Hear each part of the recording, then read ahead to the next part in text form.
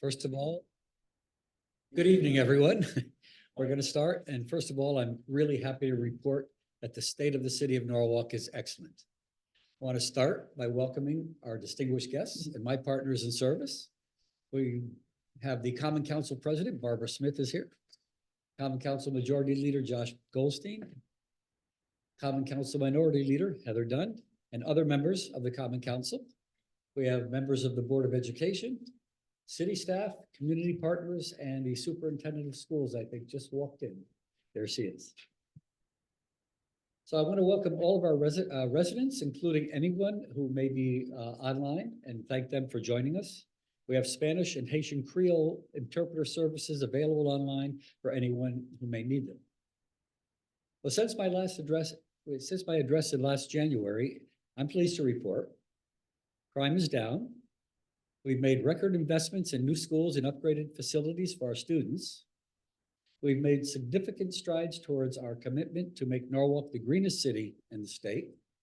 We've continued to promote the quality of life for residents by focusing on new and improved recreational programs and facilities for residents of all ages. We've remained steadfast in our commitment to increasing transparency by promoting openness so residents can easily access information and use our services. Our financial condition remains strong, which led all the major rating agencies to reaffirm our AAA bond rating. Our tax rate continues to be the lowest compared to similar sized towns and cities in Connecticut. And true to our community values, we've continued to ensure that Norwalk remains a welcoming and inclusive place to live, work, and play. But there's still a lot more to be done. It continues to be my absolute privilege to serve the great city of Norwalk and the residents. Norwalk is a city defined by its compassionate, hardworking, and community-driven people.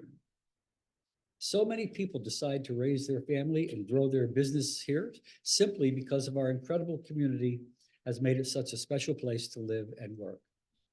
Above all, I believe our residents a strong sense of community that sets us apart from other towns and cities. In Norwalk, we strive to make sure everyone feels like they belong and can contribute equally to helping make our community special, regardless of their background or the language they may speak. We pride ourselves in being one of the most diverse communities in the state because we know that diversity is one of our greatest strengths. During my administration, not only has it been my goal to provide all of our residents with the services they need in a fiscally responsible and efficient manner, but it's also been a big priority of mine to make sure that everyone feels welcome, valued, and respected.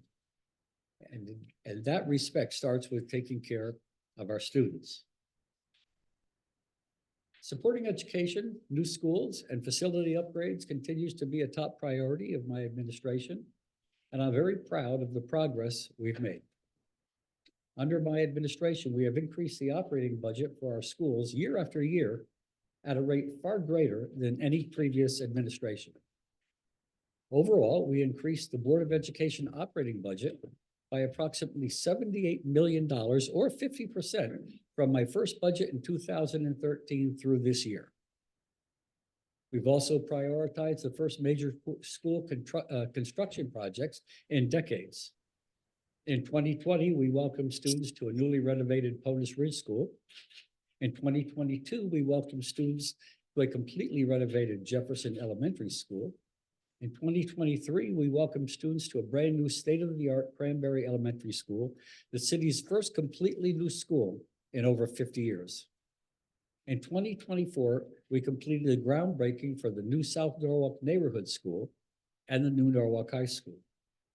I'm incredibly pleased that this fall we will welcome students to the brand new state-of-the-art South Norwalk School. This will be the South Norwalk community's first school in over 40 years. For decades, students in South Norwalk have had to travel to other schools across the city, creating an unfair burden for these students and their families. Establishing the South Norwalk School will provide a much-deserved community school to serve South Norwalk residents, and it's going to be a beautiful school.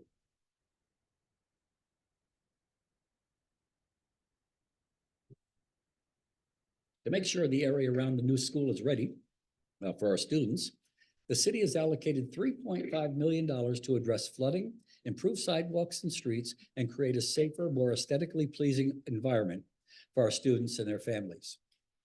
Construction will begin in the spring on sidewalks on Laura Street, Austin Street, Knapp Street, Oxford Street, and Meadow Street. And to improve traffic flow around the school, the city is installing a roundabout at the intersection of Meadow Street, Wilson Avenue, and South Main Street, thanks to a $2.5 million grant received from the state of Connecticut.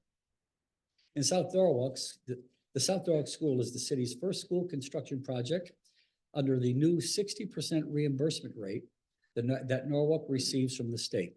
This will save taxpayers millions and millions of dollars.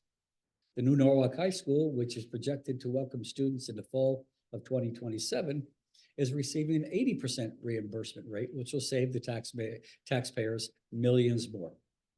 These reimbursement rates and new schools wouldn't be possible without Senator Duff's leadership. He has an unwavering commitment to Norwalk's youth. So I want to thank Senator Duff for always putting our students first. Unfortunately, he couldn't be here tonight. He's just on his way back from Hartford, working again on behalf of the city of Norwalk. In addition to these new schools, the city has secured funding to improve the heating and cooling systems of 6 more schools: Brian McMahon High School, Brookside Elementary School, Marvin Elementary School, Narramack Elementary School, Rowayton Elementary School, and Silvermine Dual Language Magnet School. These projects are now underway and will continue into 2026.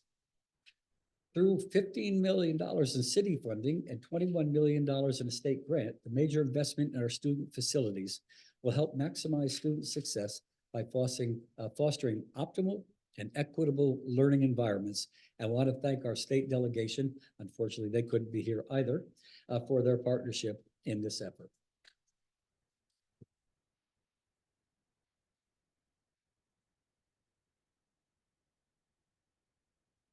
We are also investing in mitigating the risk of climate change so that they can grow up and live in a safe and healthy environment.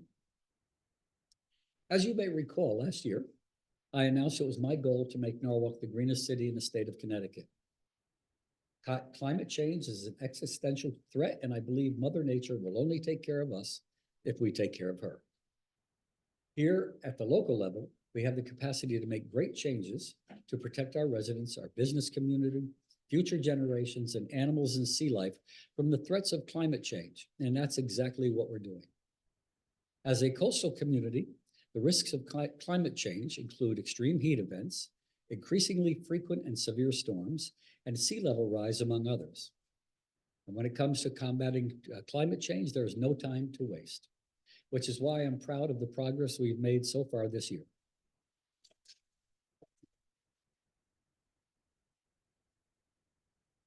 In 2024, we released the first draft of our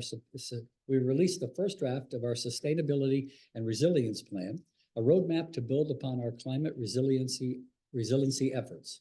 The plan was developed to identify and build viable sustainability projects at city level. This year, we will focus on implementing this plan and will bring on a new director of sustainability and resilience to lead this important work. As part of our climate change resiliency efforts, we will continue to expand our urban tree canopy and make tree planting a priority across the city, bringing more nature and environmental benefits to our communities with a focus on environmental justice. Climate change is a threat to everyone, but some people feel its impact more than others because of economic, environmental, and social circumstances. By focusing on environmental justice initiatives, we will address existing inequities that are made worse by climate events and its shifts that often disproportionately affect low-income people and people of color.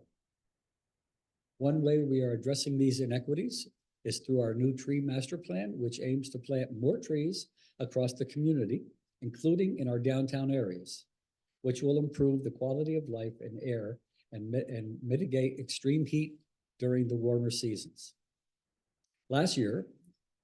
Later this year, we will publish our tree master plan guided by our Recreation and Parks Department. The plan will assess the state of Norwalk's urban forests and provide a roadmap for adding and preserving trees as a vital resource for public health and well-being. I'm proud to share that in 2024, our Public Works team planted 454 trees, and we are committed to planting more this year.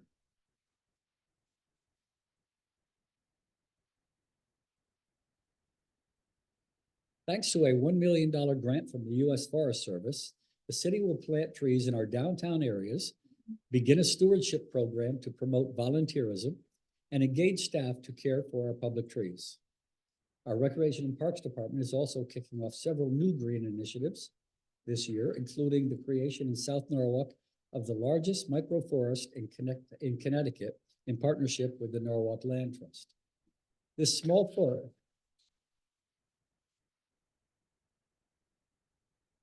forest aims to help achieve several of Norwalk's climate goals, including expanding the tree canopy to help capture carbon, as well as mitigate flooding and rising temperatures and threats to our clean air and water quality. The city will also start a green workforce program, which will offer disadvantaged community members hands-on training in forestry, preparing them for meaningful employment while supporting our environmental goals. The Green Workforce Program will engage people who face employment obstacles, such as those with criminal records and those who have experienced homelessness and language barriers, by providing tree care skills, knowledge, and experience as a stepping stone to future employment. Participants in this program will perform maintenance on city trees and plant at least 100 trees in the areas where the city is focused on environmental justice initiatives.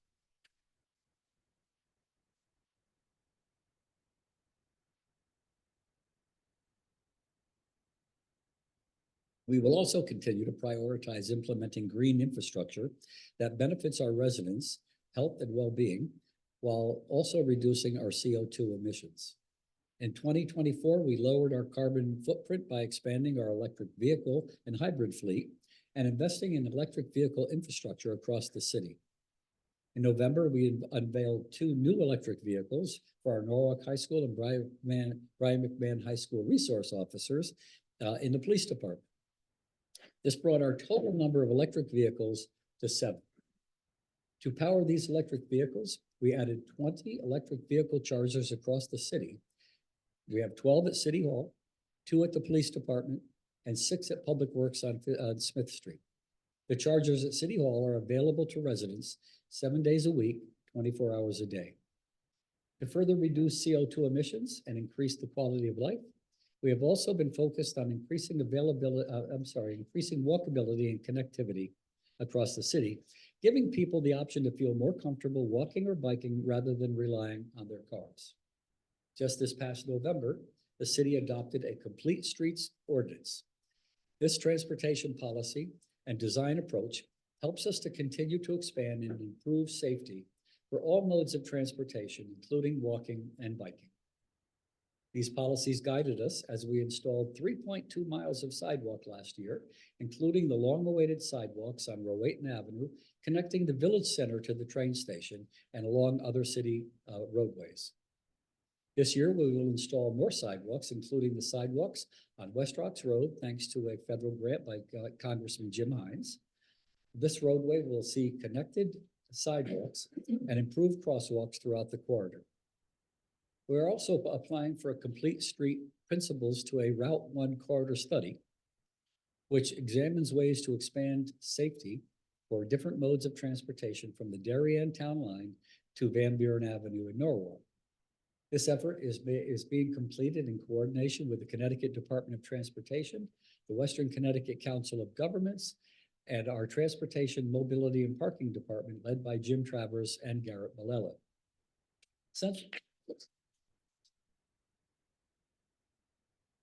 Since we are always looking for more ways to create a safer environment for all modes of transportation, we are also developing a safety action plan.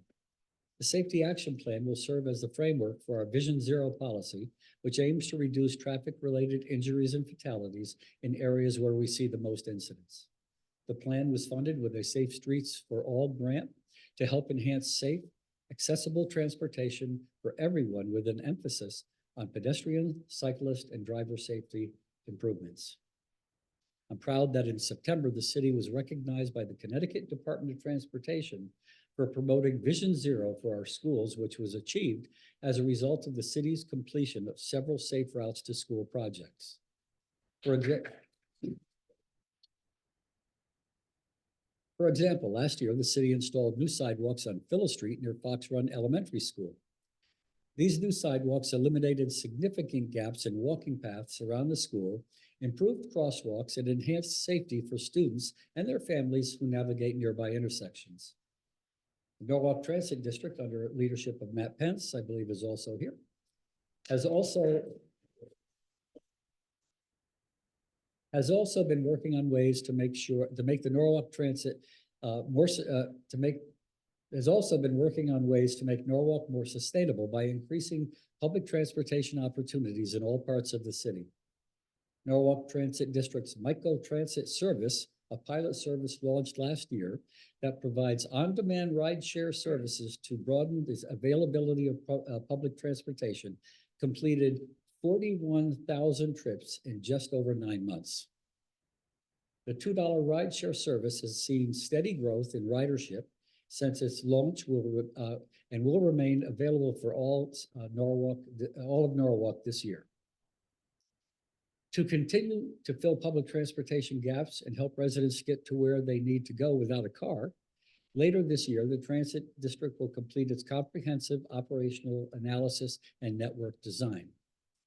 This effort aims to create a more modernized and accessible bus route network with better access to bus services and more connectivity to the train stations. With the new network, 37,000 Norwalk residents will live within a 5-minute walk of very frequent bus service, helping Norwalk further its efforts to reduce CO2 emissions.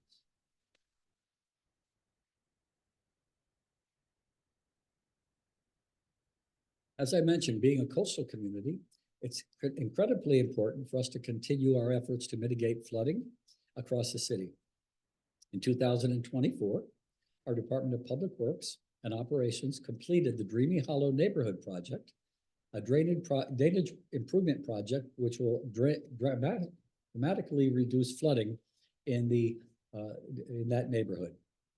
In 2025, the department plans to complete the Lockwood Lane and Heather Lane Storm Drainage Improvement Project, which will proactively address the threats of climate change by making sure the neighborhood residents are equipped with sustainable and resilient infrastructure to mitigate flooding conditions. To further advance our sustainability efforts, the city recently completed its solid waste strategic plan. It's a comprehensive plan that outlines a strategy for managing solid waste in a more sustainable and efficient manner, focusing on maximizing recycling efforts while reducing waste generation to help protect our environment and lower disposal costs. This year, we look forward to reducing the amount of solid waste in our collection system by shifting towards more sustainability programs, improving the level of service, and finding new ways to reduce cost. I want to thank Vanessa Valadares, our Chief of Public Works and Operations, for her leadership with these projects and many other construction and waste reduction initiatives taking place throughout the city.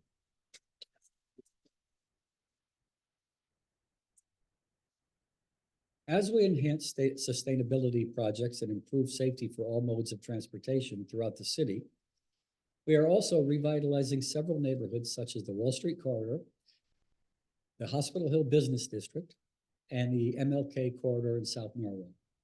Starting with the Wall Street Corridor, which, as many of you know, was devastated by the flood of 1955, we have prioritized restoring what was once a vibrant, thriving downtown business district. In November, we broke ground on our Wall Street revitalization efforts with a major infrastructure project that includes the construction of sidewalks, streetscapes, bike lanes, and roadway improvements along Wall Street and East Wall Street from Main Street to Brook Street. This year, we will be completing the design of phase 2 of this project, which includes the conversion of Burnell Boulevard into a two-way traffic operation, In partnership with the Norwalk Transit District, we are redesigning this area to provide improved transit experience. In addition to improving the walkability of Wall Street Business District, the design plan has several elements, emphasizing placemaking, strengthening the area's identity, and enhancing economic development. We are also undertaking transportation improvements to the Hospital Hill Business District. This state-funded project will break ground this summer and includes the creation of a community parking lot, new streetscape, and a redesigned intersection of Stewart Avenue, Stevens Street, and Magnolia Avenue. Lastly, we are making significant improvements along the MLK corridor in partnership with the Redevelopment Agency, thanks to a $14 million Rebuilding America Infrastructure with Sustainability and Equity grant. The city was awarded this grant for our Complete Streets efforts. The grant, which was the largest RAISE grant awarded in Connecticut last year, allows us to reimagine our MLK corridor rather than maintaining its current highway-like design. We plan to turn it into a true urban boulevard with the city's first protected bike lanes. By installing more sidewalks and bike lanes and new streetscapes, all of these revitalization efforts are focused on ways the city can continue to reduce greenhouse gas emissions, expand green infrastructure, and employ more climate-friendly transit-oriented development projects.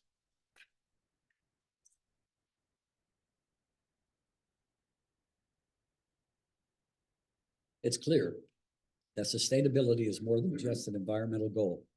It is deeply intertwined with the quality of life for every Norwalk resident. From clean air and efficient transportation to access to green spaces, walkable streets, and resilient infrastructure, these sustainable projects or practices have a direct impact on how we experience life in our growing coastal community. Improving the quality of life of every Norwalk resident continues to be one of my top priorities, and our efforts are paying off. In June, for the second year in a row, we were ranked among the top 100 places to live in the United States by livability.com.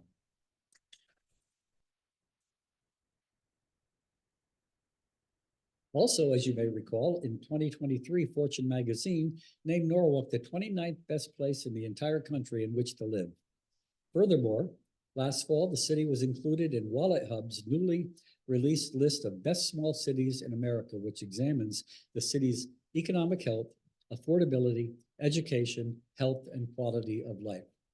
So I'm really proud of the progress we've made as we continue to listen to residents' ideas and feedback on how we can make further improvements to enhance everyone's quality of life. One way we are hard at work on enhancing the quality of life is expanding our wellness and recreational offerings for residents of all ages, thanks to our Recreation and Parks Department team led by Robert Stowers.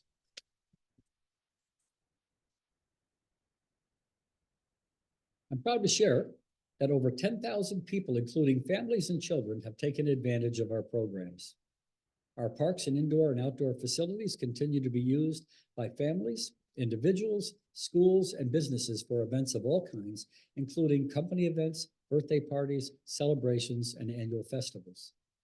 To further expand recreational programs last year, we increased the number of pickleball courts. We opened a brand new state-of-the-art skate park at Capasture Beach and started several trail design projects at Cranberry Park and Woods Pond Park. The increase in pickleball courts was a direct response to the community's feedback on this sport's rising popularity.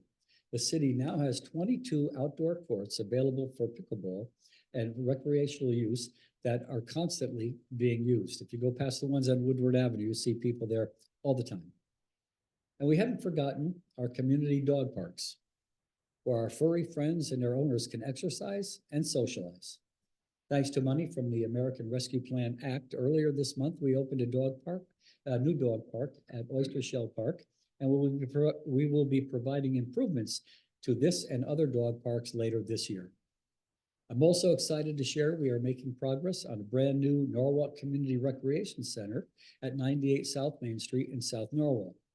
This community recreation center will be an incredible resource where people can come together to exercise and engage in social activities. Construction of the 33,000 square foot facility is scheduled to begin in February and be completed by early next year. The $15.5 million project is being funded with state, federal, and city funds. These improvements are all part of our 10-year Recreation and Parks Master Plan, which aims to expand recreational opportunities to benefit residents' physical, social, and emotional health.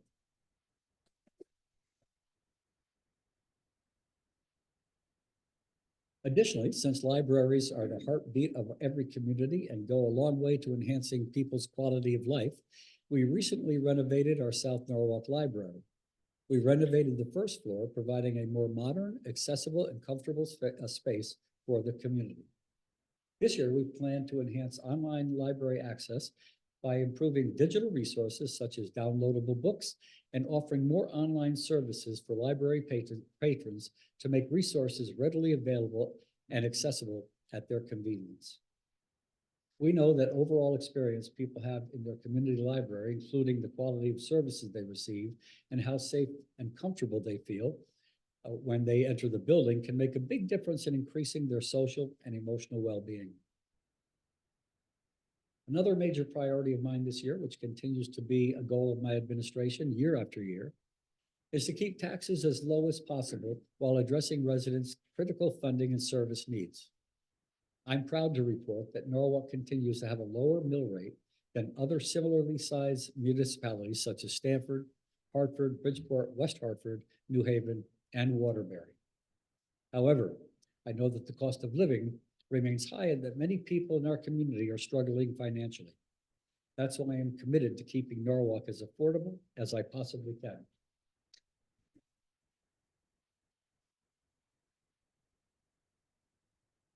I've said this before and I'll say it again. We simply cannot increase people's property taxes to a point where we are jeopardizing residents' ability to continue to afford to live in our city. We want people who love the city, who may have grown up in this city, and who want to stay and raise their family in the city or grow old in this city to be able to continue to afford to live in our incredible, great city. This year, we are working to do everything within our power to keep our mill rate as low as we possibly can. Another area we are working on is addressing the housing needs. The high cost of housing is a national, state, and local crisis. Everyone deserves a good roof, to have a roof over their head, and be able to afford the cost of housing. Last year, we established Affordable Housing Committee to begin working on an affordable housing plan for the city. This year, we plan to implement the goals of this plan where possible to help make housing more affordable. Fiscally, the city remains in strong financial condition. Thanks to our fiscal position, which includes well-funded pensions, a healthy rainy day fund, and other factors, the major rating agencies reaffirmed Norwalk's AAA bond rating in 2024. Receiving the AAA bond rating is the highest possible rating that can be awarded to a municipal level and helps us keep our tax bills down with lower interest rates on money that we borrow. I want to thank our finance department under the leadership of Jared Schmidt, who's also here.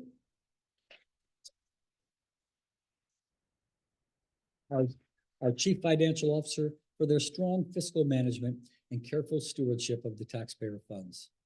This year's budget presents new and unique challenges, largely due to the city completing a revaluation in 2023. This dramatically increased home values compared to commercial properties.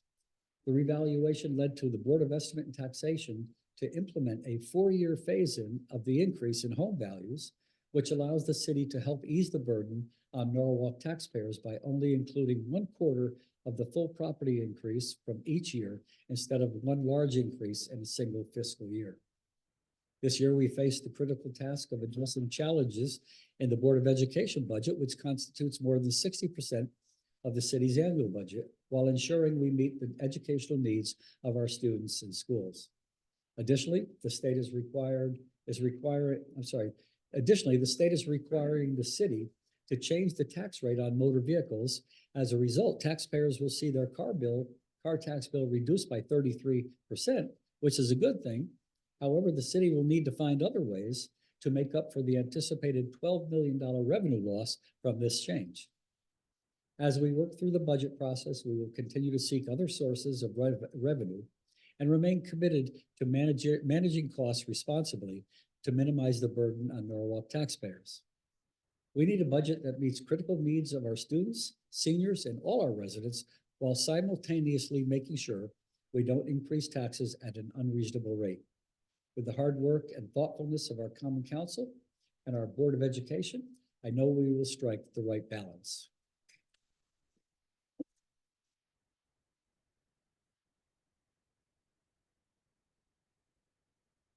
I also want to take a moment to acknowledge the incredible work of our police and fire departments. We have Chief Jim Walsh here. We have Assistant Chiefs from the Fire Department, and our Fire Chief Gino Gatto.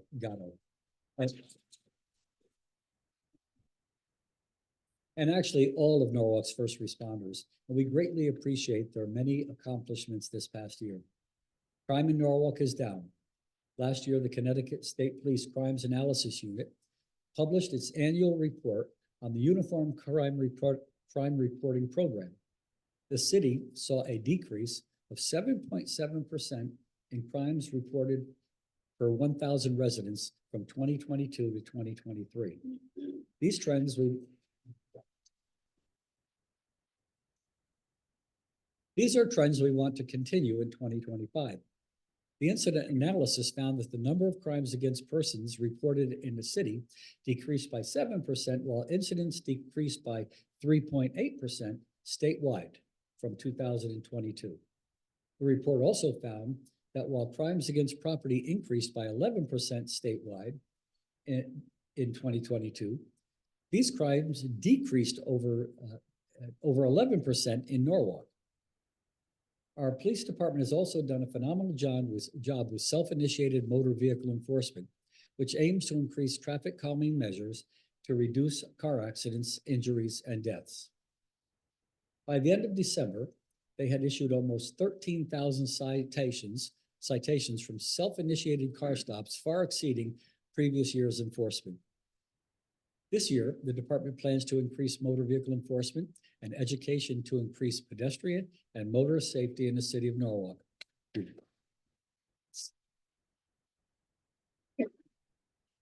If you've driven around our city, you can see why this is absolutely critical.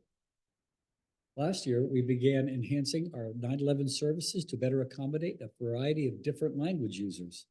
This year, our police department will be onboarding the Prepared 911 system, which translates the contact information on a call in 38 different languages and automatically transcribes the call for historical purposes. Our police department also does an incredible job meeting people where they are and building trust with residents throughout their community policing efforts. Over the course of 2024, our police department held over 200 community policing events. These events, organized by the Community Police Service Divisions, allow police officers and residents to build relationships with each other, enhancing safety and quality of life in neighborhoods by reducing crime. These events build meaningful collaboration between our officers and members of our community.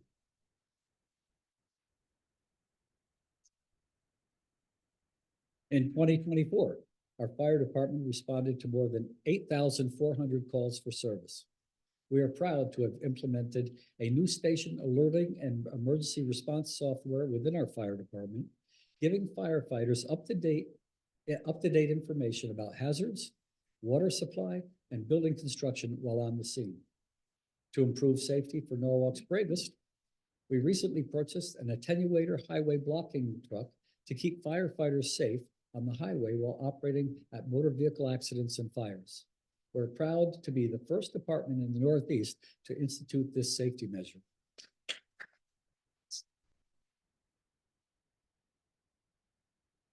And I would certainly be remiss if I did not mention the devastating vehicular fire last May that closed I-95 and destroyed the Fairfield Avenue Bridge. The city faced enormous disruption as the highway remained closed for 4 days. I am thankful for the quick response and dedication of the Connecticut Department of Transportation. I am humbled by the commitment and dedication of our fire department for their swift action, our police department for their quick response, and our city departments for their participation in assisting our first responders and DOT partners, particularly our departments of Public Works and Transportation, Mobility, and Parking.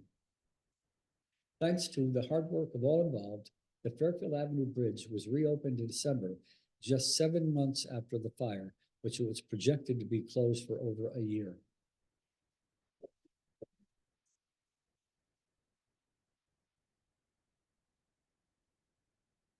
I know I speak for everyone in the city of Norwalk when I say thank you to our police department, fire department, and first responders for keeping us safe every day of the year, every hour of the day.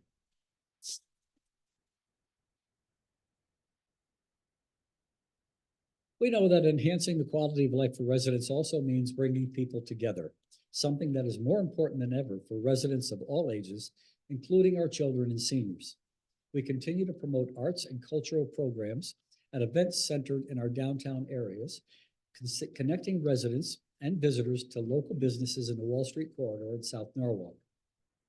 I'm extremely proud to share that in 2024, the state of Connecticut designated our cultural district as an arts and cultural hub centered around Norwalk's Wall Street and South Norwalk neighborhoods. Norwalk is the first large city in the state to earn this designation. The designation of our cultural district reflects our commitment to fostering creativity, community engagement, and economic growth. As part of our efforts to promote the arts and tourism, we installed the Welcome to Norwalk mural along West Avenue with guidance from the Norwalk Arts and Cultural Commission. This mural is one of the world's largest at over 1,000 feet long and 20 feet high, and complements the mural on Monroe Street, which was also installed in 2024. We will continue to leverage the Arts and Cultural District designation to position Norwalk as a premier destination for arts and culture in the region and bring visitors to our wonderful city. Furthermore, in 2024, we achieved record-breaking attendance at city-hosted events in our South Norwalk and Wall Street business districts, including the Halloween Night Fair, the Holiday Extravaganza in South Norwalk, and the Wall Street Wonderland. These events were attended by over 14,000 people and generated over 50% increase in foot traffic to businesses in these neighborhoods. In 2024, we also provided technical assistance and workshops and resources to over 200 local businesses, empowering them to thrive in a competitive environment. Through the Norwalk Innovations Initiative, which supports minority and women-owned businesses, the city awarded $100,000 in grant money to 12 eager entrepreneurs this last year. This year, we will continue to support local businesses that make our city thrive. We are looking to expand our small business support programs by launching additional initiatives to provide technical assistance and financial resources with a particular focus on underserved communities and innovative startups.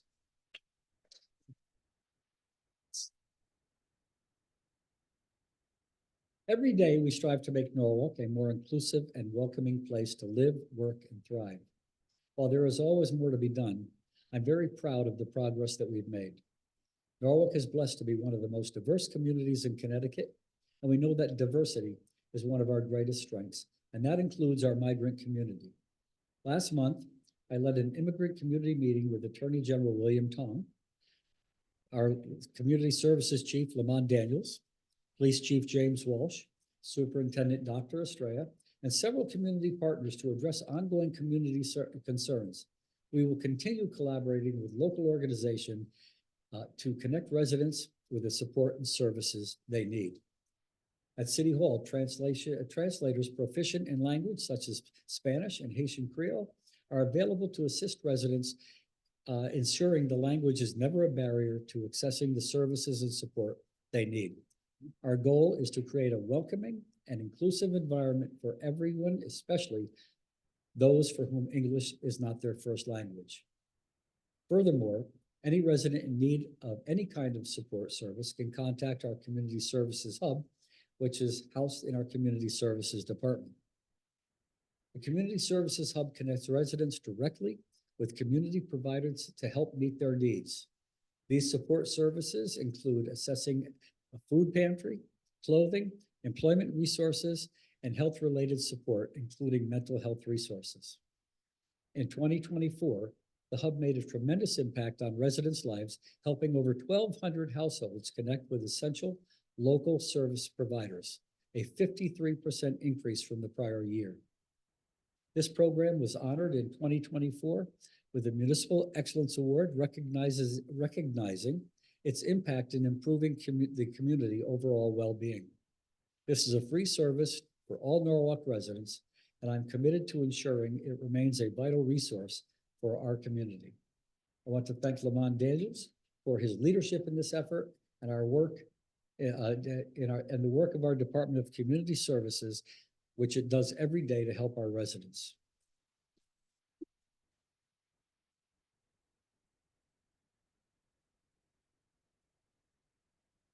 Finally, my administration is committed to enhancing transparency and openness. We have been working on a number of initiatives to increase public participation and access to information. We know that trust in government is vital and a pillar of our democracy. To enhance direct communications between residents and the city, last year we renovated and relocated our customer service window and office to the first floor, making it more convenient for visitors when they first enter City Hall. In 2024, our customer service team answered 24,700 resident inquiries. I want to thank them for their incredible work and for being the first faces many of our residents see when they step into City Hall.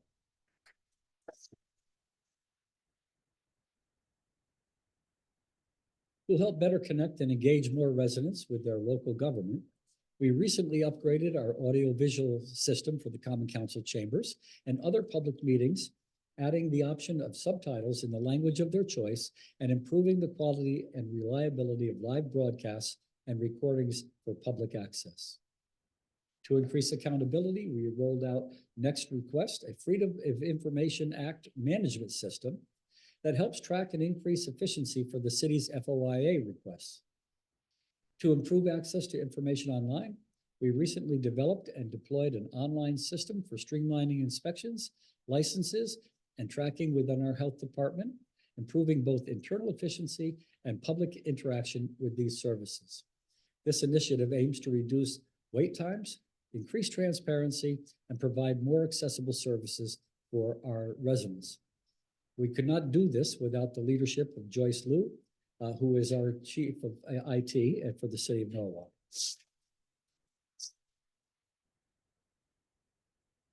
We are also working towards digitizing our records, including historic records and land use records. You can ask our town clerk, Richard McQuaid, how important this is.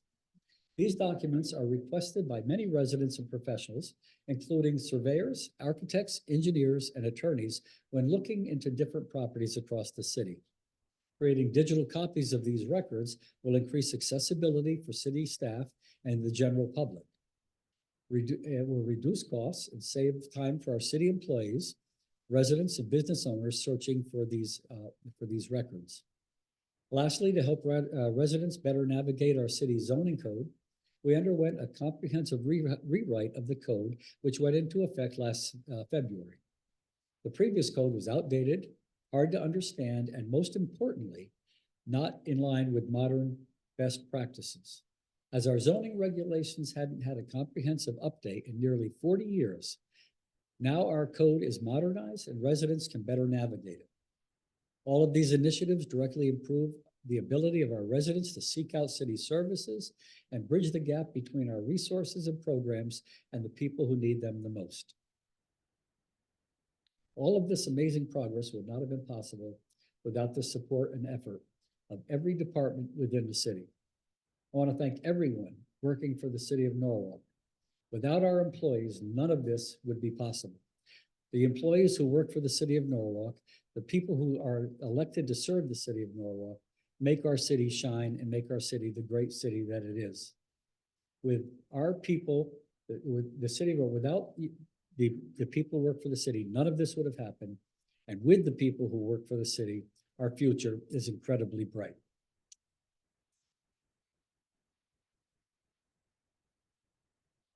In closing, I want to thank everyone watching and every Norwalk resident in every part of our great city.